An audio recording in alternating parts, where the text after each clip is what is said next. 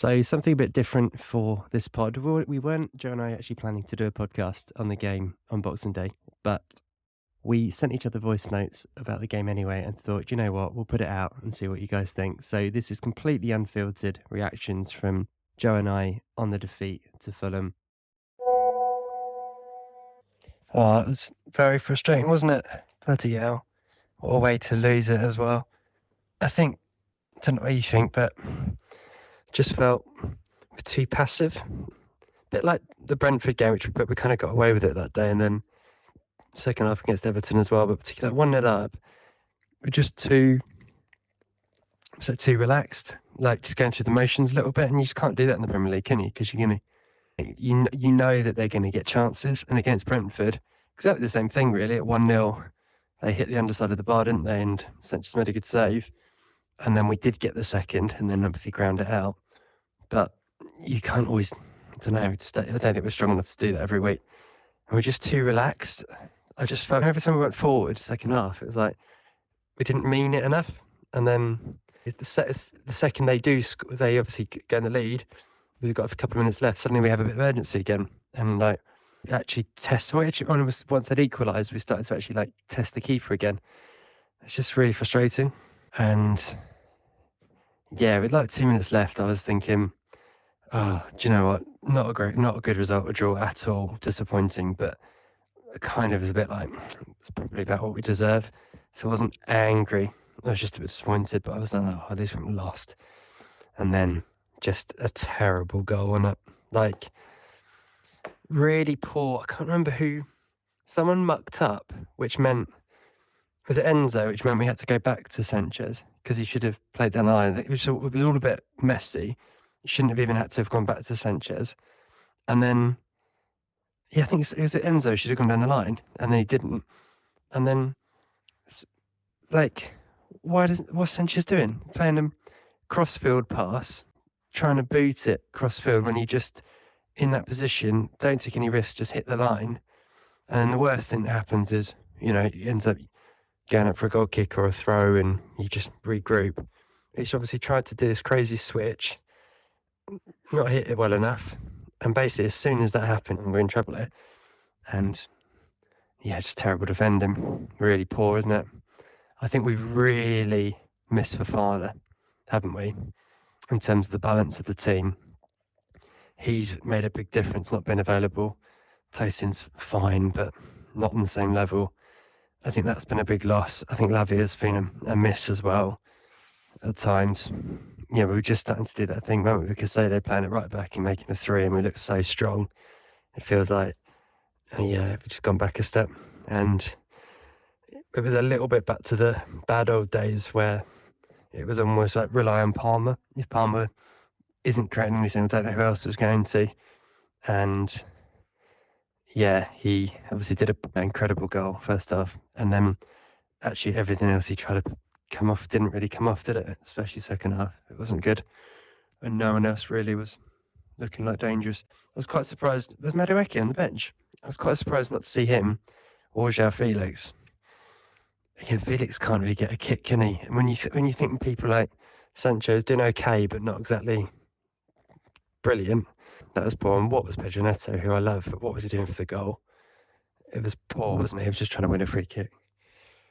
Anyway.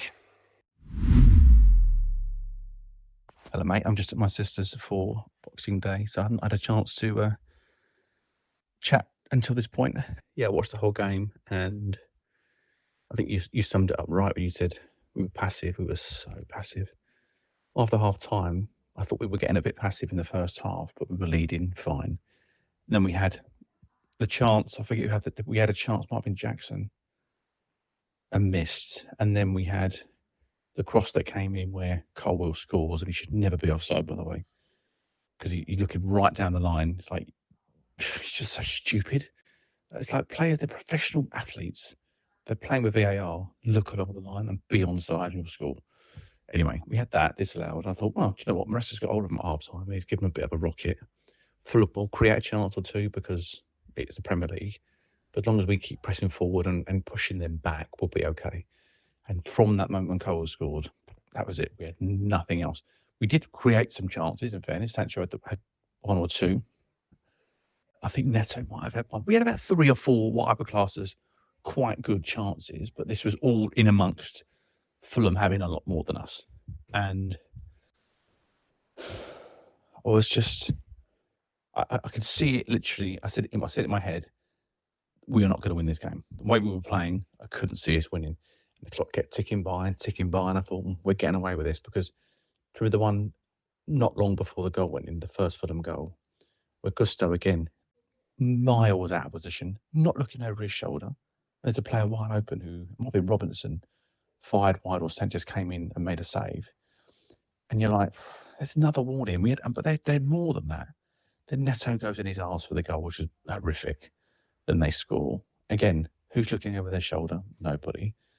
Tosin ball watches. He's not up to the level. He's not up to scratch. He's actually quite poor.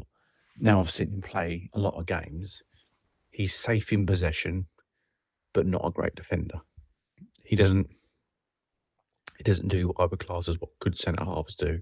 He doesn't track the player. He just focuses on the ball. And his ball in possession, he's not like a world beater. He's not JT who can whip out his feet and start an attack 60 yards. Never seen him do that once at Chelsea. He did it for Fulham a few times. I was quite impressed by that. Doesn't do that for Chelsea. He might not be asked. Maresca might be saying not to do that, but I can't see why he would stop you playing your natural game. I think that in turn has made Levi Colwill a bit nervous. He wasn't bad today, but he hasn't had his best couple of matches, I don't think. I didn't think he was great against Everton. I thought he was passable against Brentford, and he was passable today. But I didn't really see the leader in him today, which is odd. But he's lost his partner, who's been playing with all season. But we knew that Fofana would get injured. Just knew. We knew James would get injured. We knew that. And I just feel like we've not so much. We have tailed off, obviously, but we always have a blip in around Christmas. Always. And I don't know if it's just that thing that Chelsea do in December. We've had a good December until this point. And even the point at Everton, even though I was disappointed, I'd gotten over it. I was like, okay, yep, I'm all right with that. And I thought we'd have a bit of a 2-1 win today. Bit of a Brentford game where we would be the stronger team for 70 minutes and then have a spell for 10 or 15, and the other 5 would be like damp squib stuff. But Fulham probably had big portions of the first half. They probably had 40 minutes of the second half. And in between, we had a lucky breakaway and might have pinched a goal, but Leno made 2 or 3 good saves. But Sanchez kept us in it to a point with some good saves. But again, his part, I don't remember the pass out that he did. He got a pass back from one of the defenders. It might have been Tosin. And he got his feet all in the muddle, and he did this one-touch pass out, and he basically almost kicked his own heel and scuffed it past the Fulham centre-forward. He was so lucky not to give a goal away there. And then his kick for the last goal. I said, as he kicked it, I went, what the fuck is that? Awful, shocking ball. But Enzo does give it away first. And what Enzo does is there's a player standing right in front of him, and he tries to do a cross-field pass, and he just lamped it straight at the Fulham player, hit him on the head, and the ball ricocheted back into where Sanchez was. I'm actually not going to criticize Sanchez for that. It wasn't great, but a lot happened before it, and even when the kick went up there, we left ourselves. Kukurea was miles upfield. I'm not sure where Colwell was, but he wasn't in a great position. Tosin was in a terrible position, and Gusto was nowhere to be seen the other side. And at the moment, it's just a mess. So I don't understand the substitutions, because they're not playing any football really. Yes, they've got some games to rotate in, but if Palmer can play every week in every game, well, so can Madueke, and so can whoever. You know what I mean? There's no reason why Neto should have stayed. I thought Neto had a poor game today. He should have come off way earlier. I thought Sancho was all right, actually. I didn't think he was too bad. He goes in and out of games, though, doesn't he? We said this the other week. He has a spell where he gets the ball 3 or 4 times really fast, does a bit of skill, stands someone up, puts a great pass through, maybe makes an assist. And then you don't see him for 25 minutes or half an hour. And you're like, where's he gone? And then suddenly he picks the ball up and has 3 or 4 attempts again. He's very streaky. Gusto, I think, is really struggling, by the way. I think he's awful. I think he's one of our worst players at the moment. Really, really poor. Cucurella, just sort of my mind's jumping here. Cucurella, he had that header in the first half where he has to score from the free kick, with a brilliant free kick, by the way, from Enzo. Great free kick from Enzo. And Cucurella heads it straight at the goalkeeper. That was terrible. I'm forgetting the shot in the second half. It was actually Enzo's shot, which Leno turned around for a corner, which I thought was in. I thought it was top corner all day long. So that was an amazing save. Fulham have been a bit dangerous. They've obviously took points off Liverpool. They've taken points, I think, off City and Arsenal, I think. So they've obviously now taken all 3 points against us. It's just a bit annoying seeing Nottingham Forest 1 point behind us. Liverpool 4 points ahead of us with 2 games in hand. Obviously, Arsenal can go above us tomorrow, which I'm not that arsed about if they do. But they're going to go above us with a win. So we'll be third, and then we've got Forest, who are a point behind us. Then there is a bit of a gap, in fairness, between Bournemouth, City, and 1 or 2 others. Newcastle 6 points behind us. It doesn't matter if teams get within 3 of us, because there's going to be a bit of up and down with results. But I just feel as though we don't want to get to that point where we lose another one and another one and another one. And then we play, I don't know what the run of games is, but then let's just say we have a run of City, Liverpool, Spurs, and I don't know, Brighton, Bournemouth, Forest, all in a row or whatever. You wouldn't want that, because suddenly you're like, well, if we lose this game, we're going to be behind again and behind. You can go from second to 6th in 3 weeks if you're not careful, whereas you could have been comfortably in second with games to lose and it wouldn't have mattered. But I think Maresca's, this would be a good test for him, because a bit of a moody point against Everton. Obviously, losing at home to Fulham will be a wake-up call. He'll use the line, I haven't heard his interview, but he'll use the line that we're young, and I've been saying for a long time we're not ready. He'll use that same old spiel, which I'm fine with. And Chelsea have spent money, but I believe they have to get a centre-half. I actually think he's more important than a goalkeeper right now. I think Colwell needs a partner to marshal him, help him. Doesn't necessarily have to be the captain. Colwell can always be captain, whatever happens in the future. But he needs an I'd go and get, or try and get, they won't sell him, but Murillo or Milinkovic from Nottingham Forest. Either one of those centre-backs are fucking incredible, and they can play, and they're nails. They're a bit of Branislav Ivanovic, but they can play. That's who I'd come and get, and I'd offer 50 million and have done with it, and get them in, get one of them in, because they're brilliant. Bit controversial, but I think Nicholas Jackson will score goals. Going forward, he'll get some goals, but there's something about him that screams to me he's not what we need right now. I think he's going to do well. I don't want to see him sold. I'm not knee-jerking this. He's going to get better, but he's now played a few games. I thought he was poor against Brentford, even though he scored. Poor against Everton. He was poor against today. I think he's had a few games. I can't think of the games leading up to this, but he was obviously poor against Tottenham. He's had multiple poor games in a row, and as a striker, you can't have 4 or 5 weeks off. You just can't. But he's not actually contributed in those games either, really. Apart from the Brentford goal, he's been miserably bad, and he hasn't been replaced by Nkunku. And if Nkunku's thinking he's playing shit and I still can't get a game, his confidence is going to go down. And he'll be thinking, well, he's not been playing very well. Why can't I get in this team? Then he comes on for 15 minutes and barely touches the ball, doesn't get involved, not playing in the tight spaces, like you said. And it's just all a little bit messy, isn't it?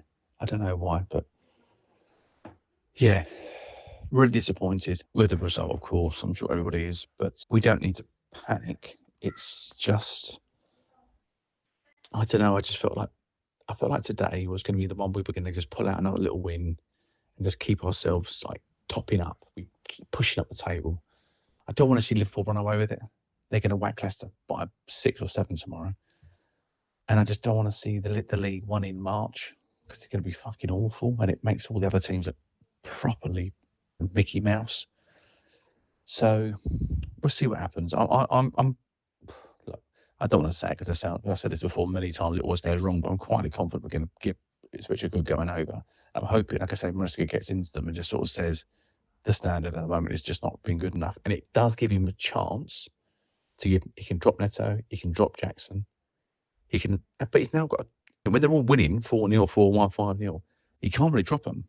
But you can now, and Kunku, I think, should start the next 2 or 3 games. And Jackson should sit on the bench. That's my personal view. I think Neto can have a week off now, get Madueke back in, and hopefully Lavia can get Lavia back into the team if he's fit, 100%. You've got to keep going until January. I don't know if they're going to do anything in January. I think they're going to be badly mistaken if they don't sign a centre back in January. I don't know. Again, the 2 I would choose, I'm giving you my answer, because I think they're gettable.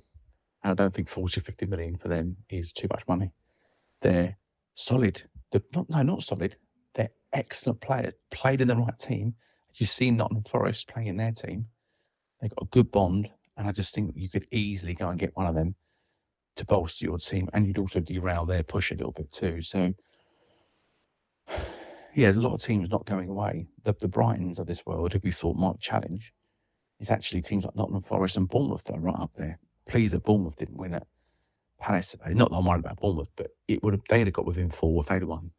And they're still 6 behind. You need to keep Newcastle and Villa, all those sides, just back a bit, which we have done. 6 points is good, but you just don't want to go on a run where you're now fighting the tide and you can't see them from the trees. We need to keep fighting and clawing our way to the top, as close to the top as we can, I should say. So, yeah, I'm not disappointed. Well, I am, but I'm still I'm thinking the team can get back on track, but they need to not dwell on this loss and then go into another game and play poorly and lose again. They need to win whatever happens against Ipswich and just get the results going in the right direction again. Because City won't be this shit forever. And when we play Villa away and Brighton away, there's still tough matches. Arsenal away, there's a lot of tough matches to come. So we need to make sure we're picking up points where we can right now. But the league is going to be a bit like this. Teams are going to take points of each other the whole way through the season. So we need to keep ourselves just head above water, and that should see us through enough. But no more silly drop points.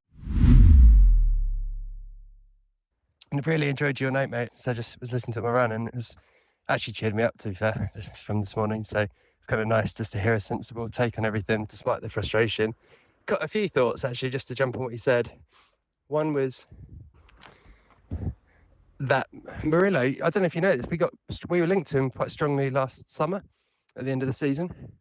And at the time, I remember quite a few people, including me, was thinking, okay, why are we going for another centre-back? Like a young centre-back, basically. I think we'd said we need someone experienced. But we were really strongly linked to him. And again, it just shows, to be fair, that those sporting directors know a player, don't they? They do know a player. You've only got to look at John Duran, obviously, sent off yesterday, but generally, he could say he would really give us something, wouldn't he? As an alternative to Jackson as a proper number 9, he's done really well. Murillo looks a great player. That Milinkovic, he's a beast, isn't he? You do feel like what you said about that, I think, so spot on. Like someone like that just come in would be brilliant. The rumours are we're not going to do anything in January, apart from outgoings. So I think it's more likely to be a summer signing if we went for him. But the problem is their fee is just going to go up and up, isn't it? But you've got to pay it in that key position, as we know. It is that and the goalkeeper is the position, isn't it, for us? The other thing is, again, I was thinking this as you were saying it, about the sporting directors. It went really hard for Osimhen, obviously, right until the end of deadline day, didn't we? Didn't get the deal done because of the money and stuff. And at the time, again, I was thinking, do we need him? You've got Nkunku and Jackson, and is that what we need? And you just look at a game again like this and think, yeah, Nkunku isn't a number 9. I think that's where actually I feel a bit sorry for him. He's not a striker. He's always played as a second striker, number 10, even as a number 8 to us in midfield. And when you see him up there, I find it frustrating. His confidence can't be amazing. He's a brilliant finisher. Give him a chance, he scores. But he's back to goals work and all that sort of stuff. It's just not his game. So he's not a striker. Like it's actually a bit of a waste of time when you see him go up there, because he just doesn't look like he wants to do it. Doesn't want to fight with the centre backs, does he? And all that sort of stuff. which is what you have to do in the Premier League. So unfortunately, I think we're going to end up selling him in the summer and having never really seen what he can do at Chelsea. And I think he'll go to somewhere like Barcelona and be brilliant and be really, really good. But his best position is basically where Cole Palmer plays. And obviously he's not going to move Palmer, so, you know, it is what it is, really. I'm kind of getting less scattered about it as time goes on. Just think, you know, Salavy really can't be too spoilt, can you? I thought exactly what you said. I mean, having said all that, I also agree. I would play Nkunku up front from the start against Ipswich. I think he's not a striker, he's not his best position, but he can still play there, as we've seen. And I think you have to make statements. Like, Jackson hasn't been playing well, he should come out of the team. I'd actually have liked to have seen him rotated out, or him rotate a few more against Fulham. They obviously made 5 changes, didn't they, before the game? And we basically went for 1 change from Everton, I think it was. And I think games like that, especially over Christmas, is where you do have to freshen stuff up when you've got a squad like we've got. I thought it was actually a really good game, but with an hour gone, João Felix can play off the left. He's played there a couple of times. He was brilliant against Leicester, playing off the left. Get him in there. He creates different questions. And I thought, yeah, the use of subs wasn't great. Just a little bit of rotation up front, I think, to change it up. And again, I've said it before, and obviously he's not going to do it, because if he was going to, he would have done it by now. But I feel like in a game like that, where Palmer's not, you know, a little bit out of it second half, chuck him on the right, put Nkunku down the middle, do something a bit different, put Jackson off the left, like we've been saying, change it up a bit, give him something different to think about. Whereas it feels like when we make changes at the moment, it's a little bit like for like. I'm being a bit critical, aren't I? He's been brilliant. He has made loads of good changes, but it's just frustrating, isn't it? It's always easy. And to hindsight's 2020, I think he's obviously thinking it's a really tight game. We've won a lot with 10 minutes to go. I don't want to change anything. I don't want to disrupt the shape. Whereas obviously Fulham can throw stuff on, you know, when you're behind, it's different, isn't it? So probably being a bit overcritical, but I do think you have to rotate over Christmas, and at Ipswich, he can afford, I think, to make, you know, change the front men up a bit. Have a bit of fresh legs, get João Felix and Nkunku off from the start. As you say, bring Madueke in. Did you see Madueke apparently was left out for technical reasons? So he's obviously done something stupid again, hasn't he? Like, not turned up on time after Christmas or Christmas Day training or something stupid. Oh, that's his problem, isn't he? He's got this in him. You know, he basically misses a few games a season for being an idiot. But hopefully he's back in for Ipswich. Yeah, can't think of anything else. Enjoyed the night, mate. Hope you guys had a good Christmas. We, my brothers, had a really good time, and then we're going to Gabby's sisters today. So it's Christmas number 2. And yeah, and then after that I need to stop eating, because I don't know about you, but I basically been eating a lot of food and drinking a lot of beer. So yeah, that's this episode. A little bit different, but hope you enjoyed the rawness of it. As we said, let's hope Chelsea can bounce back for the rest of the games over Christmas, and let us know what you think on Instagram, 1905 podcast, and hello@1905podcast.com, and Happy New Year to all you Chelsea fans out there.